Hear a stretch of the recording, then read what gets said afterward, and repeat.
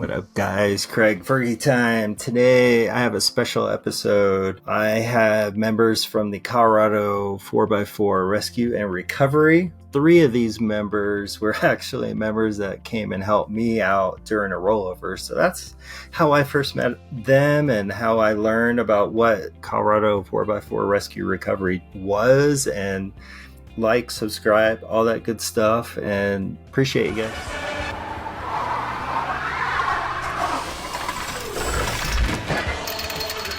Guys, another episode of Fergie time. Today I have 3 legit lifesavers with me today who definitely helped me out of a jam, and I didn't even know about them, and I thought it'd be really cool for them to come on and kind of talk a little bit more about what they do. And these are 3 members of Colorado 4x4 Rescue and Recovery. Jeff, we'll start with you and just kind of go around the room, brief intro, and just what your role is and how Sure. you got into. Yeah, I moved up to Colorado from Texas back in 2020 and had been doing a little bit of overlanding before that and thought what better way to learn all of the trails in Colorado than to just kind of volunteer and get drug along to places. I had originally heard of the organization back in 2018 on a ham radio when I was in the area traveling through and heard them talking back and forth about a mission and kind of wrote it down and said, well, when I move to Colorado in a couple of years, I'll join up. So I've been a member since 2020.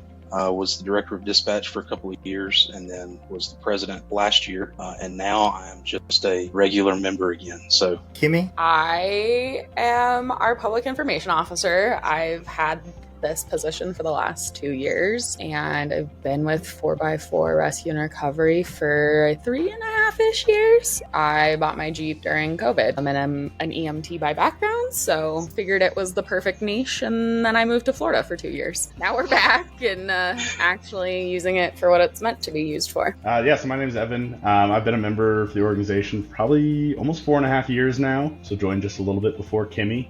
I drive a 2018 Jeep JKU, and I do this kind of as a side fun project while I'm in college, help out with dispatching and monitoring our missions, which I can do from college. But yeah, all in all, I got into it because I'd gotten a Ford Explorer Sport Track as my first vehicle, and take it on some Forest Service roads through Colorado, and was like, all right, what can I do that's more? And so I started looking up on YouTube and found the organization and reached out and joined. So do most members join because they just wanted to start off-roading and it's like an easy way to get to know the trails? I think it varies a little bit. We've got quite a few members that are... How many do you have? 130-ish total. 130?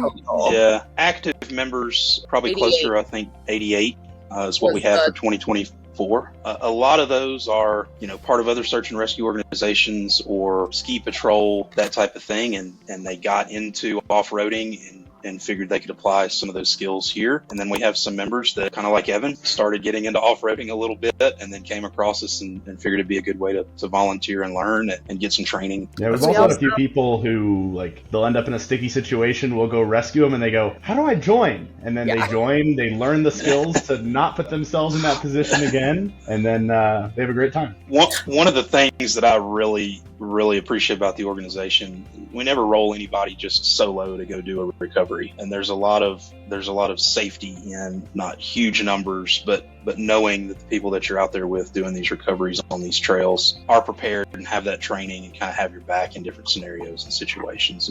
It's makes a huge difference for sure. Well, and you guys kind of have a ranking system going on, because I heard you guys chatting about different levels and who's doing what, and because I think Evan was leading that rescue for me, right? Yeah, so we've got a levels system. So as new members join, they start at level 5.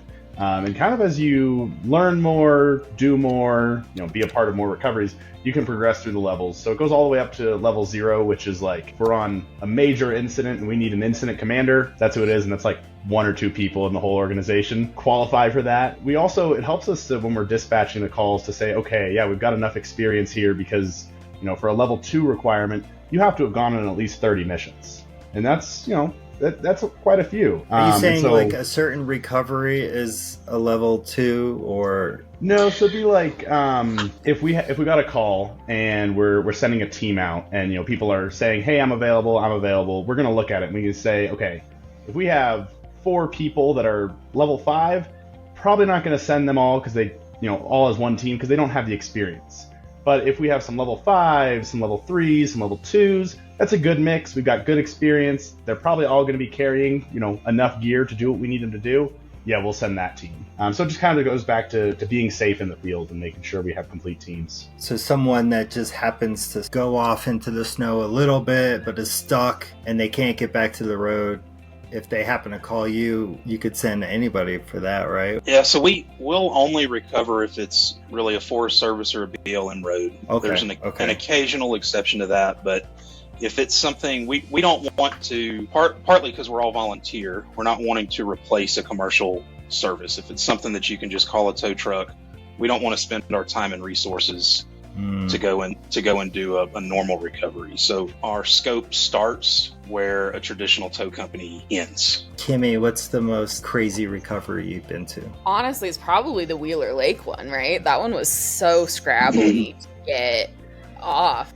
Evan, you weren't with us, I don't think. Was that one? No. Was that Wheeler Lake or the Xterra? It was the Xterra above Wheeler Lake. Above Wheeler, yeah. This dude drove his Xterra up an old mining road and ignored the signs that said, don't drive here. And there's no place to turn around. And he tried to, and it was in a scree field, so little scary. I think there was a rock that jammed just right in his tire that kind of locked him in place, but little sketchy and nothing to really anchor to. It's above tree lines, so we couldn't just hook to a tree and pull him back on trail. And we were at narrow shelf.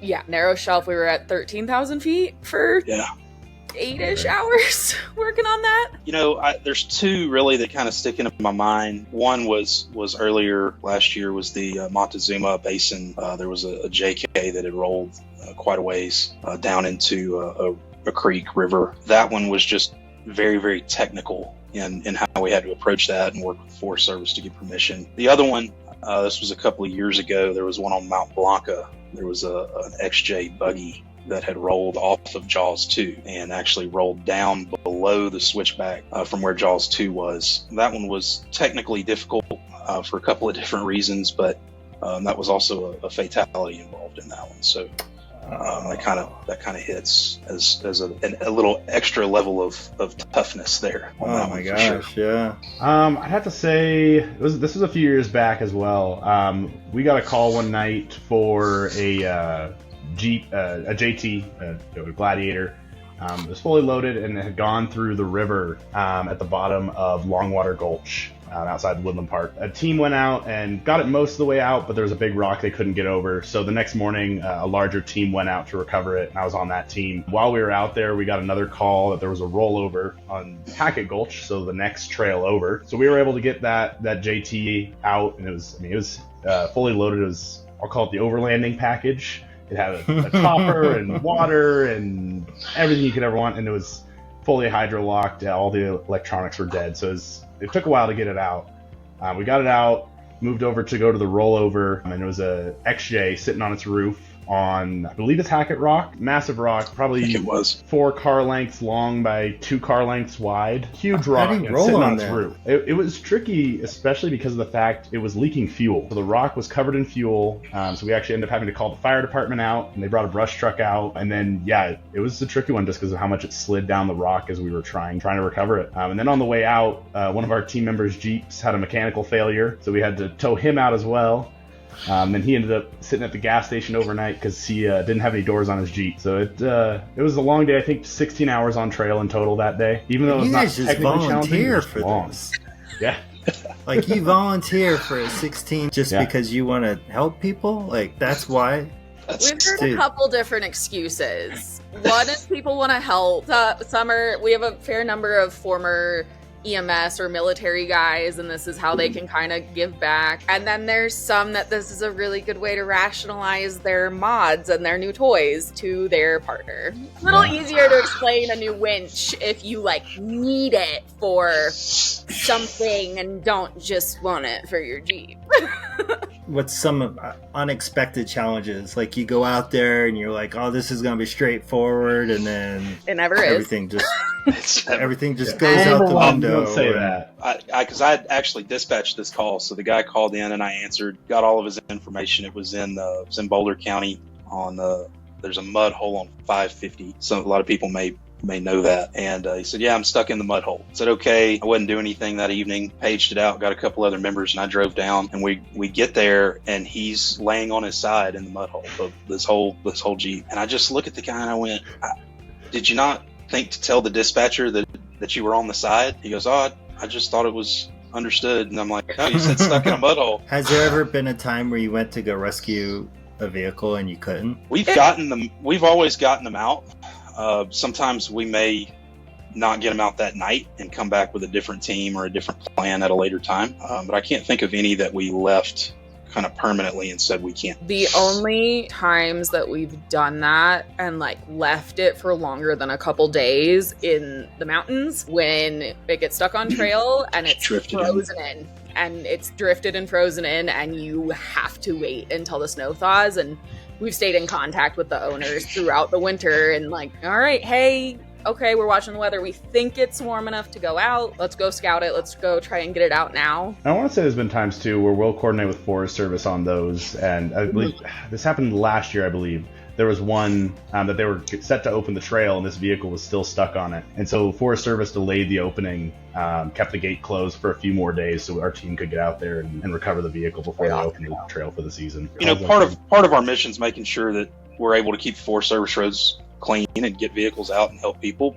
Are there other 4x4 recovery groups out there?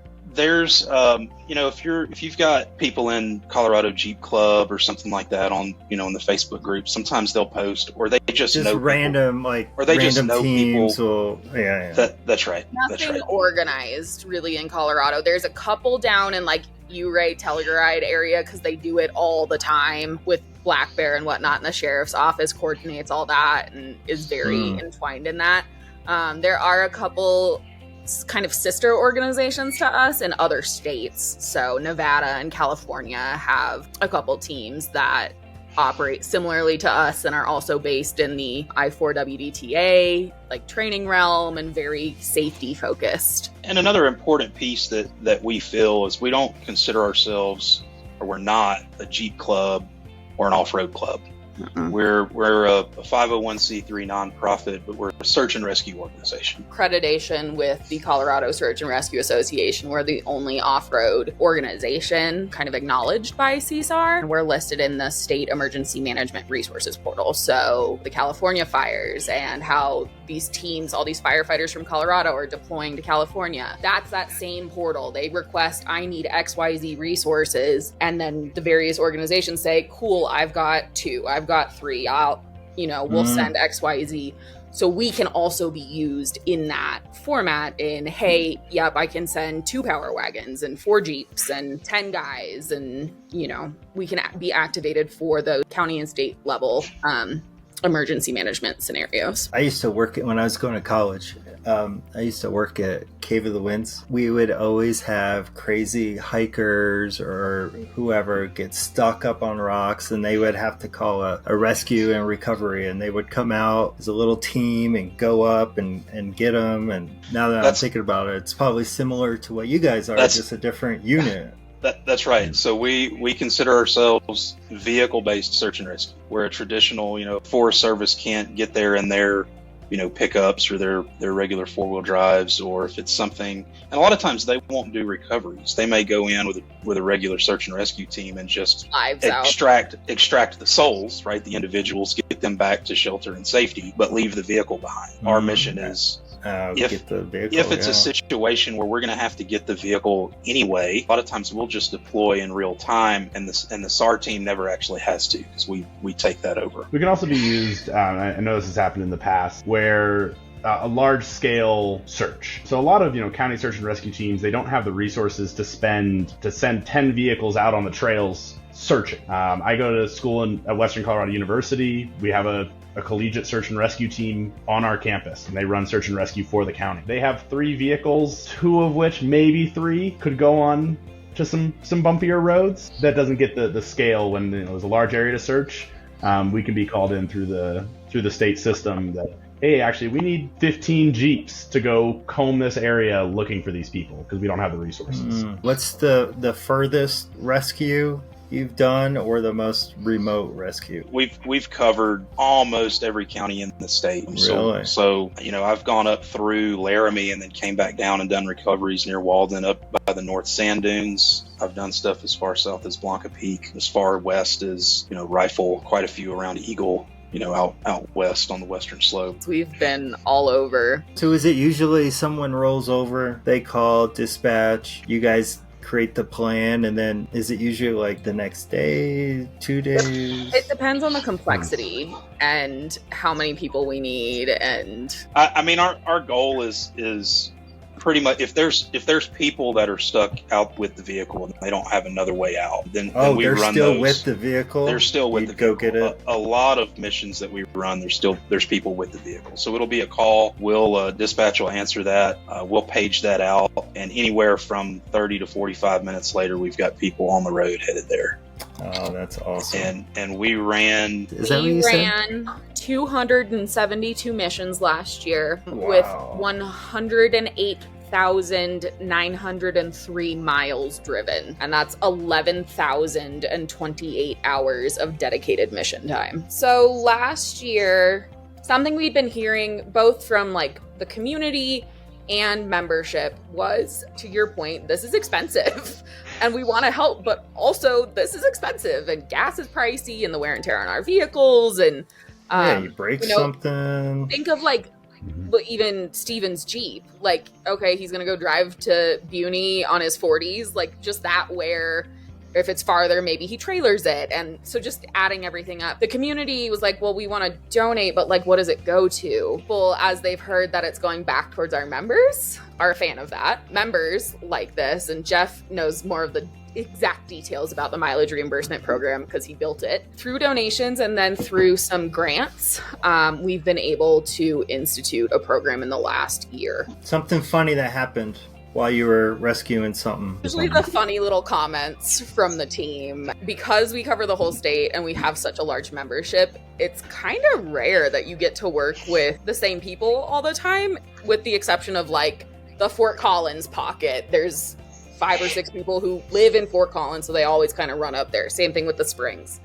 That group of 15 kind of, rotate through and know each other. But the rest of us, like, I don't get to see Evan on recoveries all that often. I think this is the first recovery I've gone on with you. It's the funny little FaceTime comment. I know when you guys came and did my rescue, Evan's like acting like a conductor and having winch 1, winch 2 and all this stuff. I mean, obviously it's a lot of teamwork. How do you get that teamwork if you don't even know your team? The easy thing to say is, well, we're all united by the same goal, helping people out. But it kind of goes back to our training as well. So we are all trained through the International 4-Wheel Drive Training Association. So we've got a couple members in the organization that are certified trainers through them too, yeah. And so they will teach us. So we have to go through Recovery 1 and Recovery 2. Those are classes set up, specifically for us, so we can learn, what vehicle recovery is about, how to do it safely, what gear to look for, that sort of thing. And then while on those trainings, they also teach us, okay, like you were saying, winch 1, winch 2, and kind of if you listen to the video, I was given those instructions over the radio. That stuff is taught in those classes. So that way we all have a universal language when we're out in the field. And yeah, I've never been on scene with Kimmy before. That was my first time meeting Todd. When we're on those scenes, it's the same language no matter who's there. Chris, I've ran probably 15 missions with him back when I lived in Colorado Springs. We know what we're doing. Jeff and I have ran a few missions together, but it's the same language no matter who you are, what team you run with, that sort of stuff. And it really helps. And a lot of that goes back to the onboarding process that we have when we bring in new members. We're not gonna take somebody that's done 3 missions and put them in a leadership role on mission. In order to advance, you have to complete like 20 missions to advance to from an L5 to an L4, and then run another 20 or 30 missions to get to an L3 or an L2. It's just that repetitive consistency across the team that's just through running that, and it's documented. I mean, we've got policies and procedures that says this is how you do different things. This is how you communicate. It's important, particularly when you look at, we're not a Jeep club, right? We're an actual search and rescue organization, and we've got all of the background there that makes things run smooth. And you can throw 6 people that have never done a mission together. You get together at the meetup and you say, who's leading today? It's going to be so and so. You kind of elect somebody and say, okay, you're in charge. Who's going in first? Who's going in last? What are your tips for people to avoid needing to call you? As like dispatch, just have to be prepared and go in expecting that something bad is going to happen so that you're prepared for it, right? I grew up in Colorado. We grew up skiing, and we always had sleeping bags in the back of the car. Knock on wood, we didn't get stuck. But if we did, we would be able to stay, theoretically overnight. I remember my mom always had a little box of snacks and some water and, the hand warmers and like that kind of stuff, so that if you are stuck, you'll be okay. The 10 essentials that, every search and rescue team, all of any outdoor organization kind of preaches about. I think a big thing that I'm sure these guys will chime in on is also knowing the capabilities of your vehicle. We posted this week about all of our snow recoveries, and even if you're in a big lifted built up truck, you may still get stuck. Also, maybe Corollas on passenger tires. Maybe you shouldn't go putting around in like the mountains right now. So just like realizing what your vehicle can do, what your capabilities are, and like, don't trust Google Maps. I think that's our other one. We all see the social media pictures where it's a box truck going up over like in Telluride or something like that. And like, I was just following the map. Do your research first. Another important piece there is, go with somebody else. A lot of times we don't get calls for, a group of, 10 rigs that go out together. They're going to be able to self-recover. They're going to, collectively decide, hey, this is too much. Let's turn around. Go with people that have some experience. And if you're an experienced group and you bring a few new folks around, help educate and train those guys and let them learn. One of the things I think we see a lot of is people going in and saying, well, it started to get bad, but I wasn't comfortable turning around, so I kept going thinking it was going to get better. Some of the roads that are a little bit more conducive to like a passenger car or a crossover. So Switzerland Trail, for example, Rampart Range, some of those people can kind of traverse that year round, but then you get on a little side road and then it drops off and it's too icy and you can't get back up. As Kimmy said, knowing the capabilities of your vehicle. I posted my rollover on Instagram and got so much hate. Oh my gosh. And one of the bigger things that I heard was, where are your snow chains? I don't have snow chains. Maybe I should look into some. Snow chains on Chinaman, man, we were going over so many rocks. Like, we would have busted those chains. So I don't... It's also a situation of, again, having the experience to know, the trail conditions, when to use chains, when to stop and take your chains off, when to stop and put them back on again.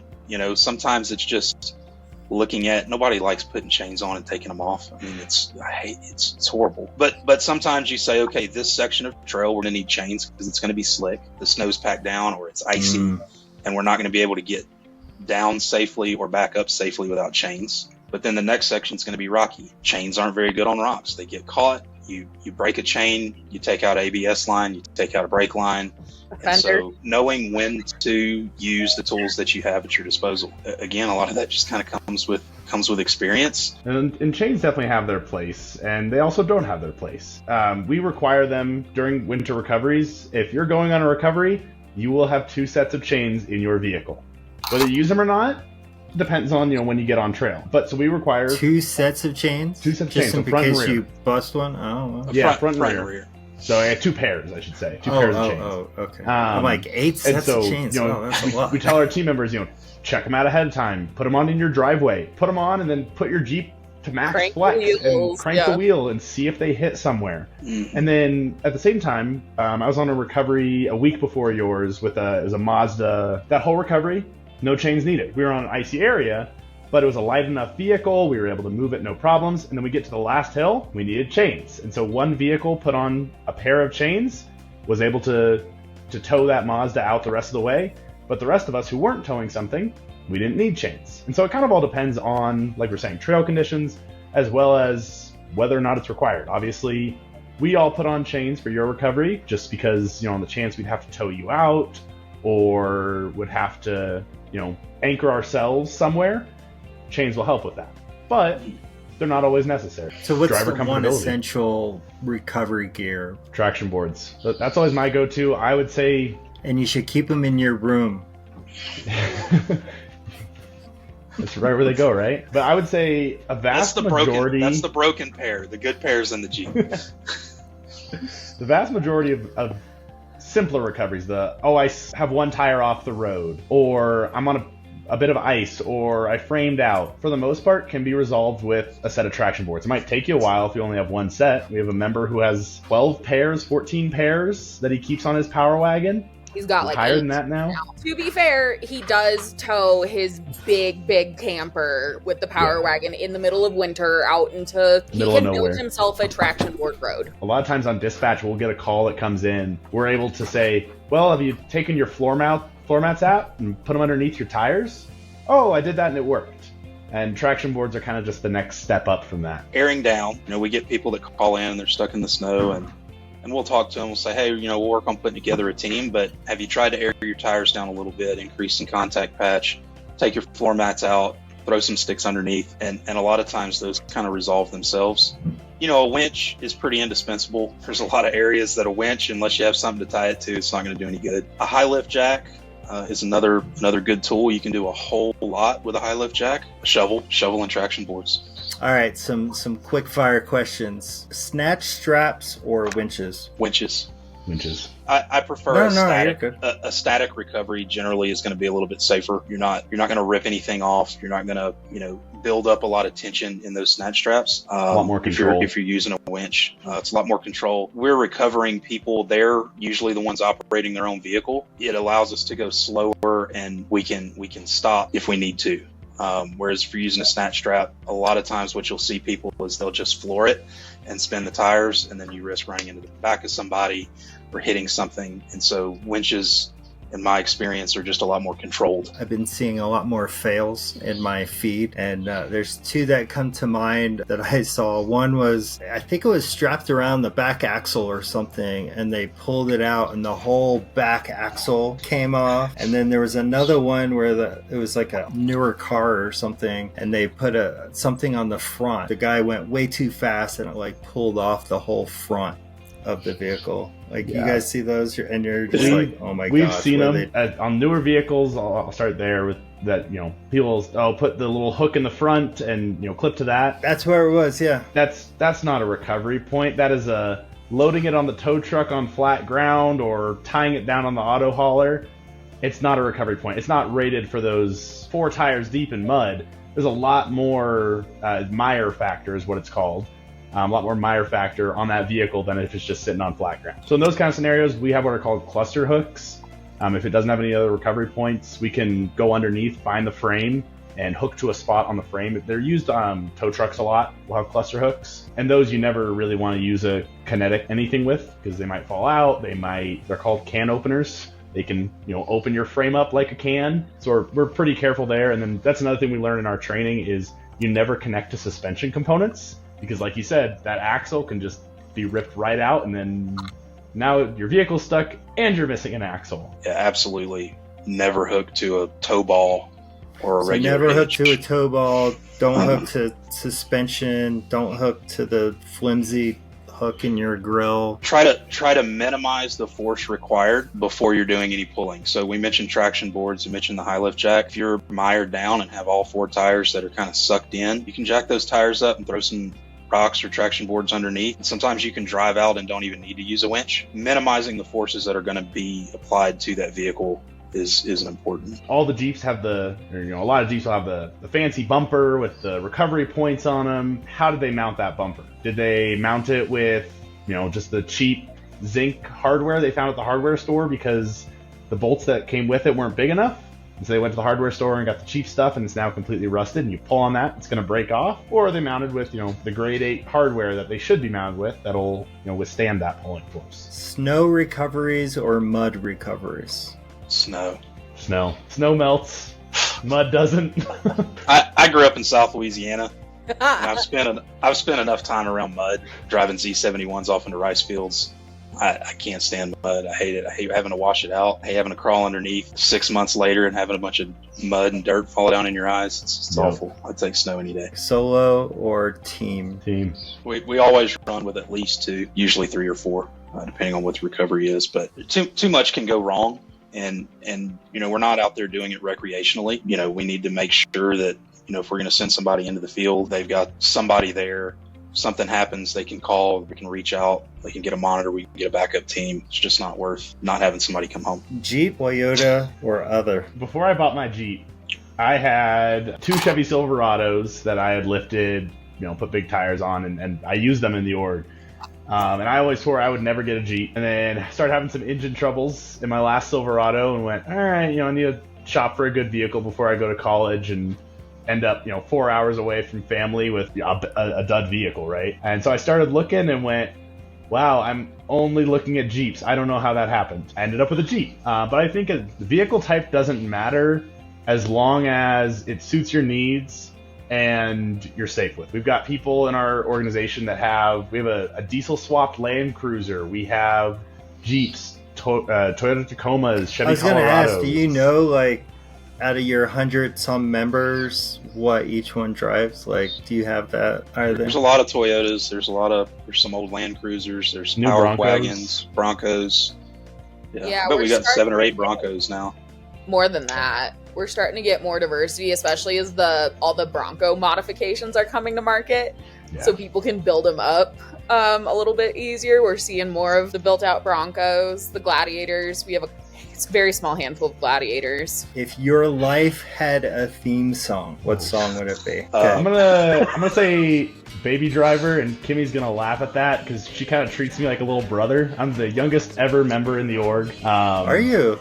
I joined slightly before my 18th birthday. But yeah, so I joined when I was 17 years old. I want to say I'm one of maybe 2 that are still in college, and maybe the only one. I think I would have to pick I've Been Everywhere by Walk the Line, Johnny Cash. Johnny Cash. You've seen it all. Yeah, I mean, I've been all over the place. I mean, largely Colorado the past few years, but I've had my Jeep from Montana into Mexico, from Death Valley, California, all the way out to Florida, and I've hit off-road parks and trails kind of all over the country. Made it out to San Hollow a couple of times, Moab, and still got a huge list of places that I want to hit. So my first reaction is the Taylor Swift "I'm the Problem, It's Me." That's not the song, what it's called, but that song. Some last parting words, Kimmy, hopefully you'll send me some links to throw on here, how they could for sure get a hold of you guys. Obviously, Facebook, YouTube, Instagram, the dispatch number, and how people can join. Yeah, for Are there sure. fees? Do they have to pay to join, or you just fill out a form? And we'll have some onboarding sessions. So before you actually sign up to join, you attend a new member onboarding. We kind of walk through the steps. And where's that at? We're gonna have there'll be several this year. Normally we do them in person in Lakewood, with but a I think virtual option. There's a virtual option online as well, so you can just join through a Microsoft Teams link. Is talking about doing some road shows down into El Paso and some of our kind of harder to reach counties and places where we want to cultivate more membership and kind of taking our leadership team down there to talk to people. I remember last year we did one in Grand Junction. That was kind of a special case. Had some potential interested parties. We ran one out there. We'll be posting those on Facebook and Instagram and the website here within the next month or 2. We typically do 2 cohorts a year, so there's usually a spring cohort and an early fall cohort. People can keep an eye on the website for those member interest meetings as we walk through all of the requirements, the levels, the what you just said, the cost, kind of our expectations, and we don't want to waste anybody's time, nor do we want, to go through the hoops of training people and bringing people on and have it fizzle. We want people who want to be here, and understand that it's not a so somebody joins, but do they have to go on so many missions to stay? Yeah, we've got requirements for our probationary period. I believe within the first 6 months, you've got to run 10 missions. The first few are true ride-alongs where you leave your vehicle at the trailhead, or maybe somebody picks you up at your house, and you're just there to observe. Kind of as you progress through, you start bringing your own vehicle, and then teach one. You start getting to do more stuff, work with stuff. Wow. And we have other roles in the organization as well. I mean, we have monitors. So every team that's out in the field has a monitor that we're in touch with. So we have to check in at least once an hour with the monitor. And they just kind of keep tabs on making sure everything's okay. And if they don't hear from the team, they'll send a backup team out. And they kind of help track some of the paperwork and the hours and the mileage and stuff like that. We also have dispatchers. We manage that hotline ourselves. It doesn't go to a call center that rings through to us. And somebody will pick up that phone or return a call from a voicemail. By far and above, responding out in the field is kind of what gets people interested, and most of our monitors and dispatchers are responders. I'm definitely thankful for you guys, and I think you guys are all awesome. Thanks for hanging, and I definitely just appreciate you guys and what you do. We appreciate it, Craig. Meet you this way. I know.